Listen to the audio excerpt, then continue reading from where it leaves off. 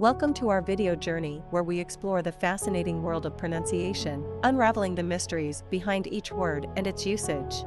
In this video, the word is accursed. Accursed. Accursed.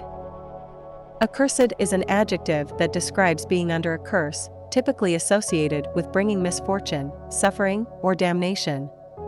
Here are some examples. Example number 1. The accursed amulet brought misfortune to anyone who possessed it.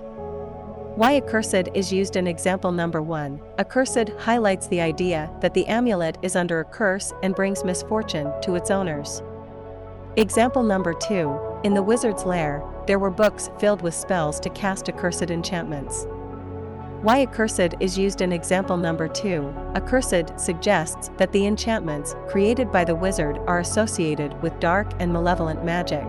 Stay tuned for more linguistic wonders and join us in unlocking the magic of language. Thanks for watching, and until next time, keep speaking, writing, and embracing the beauty of words.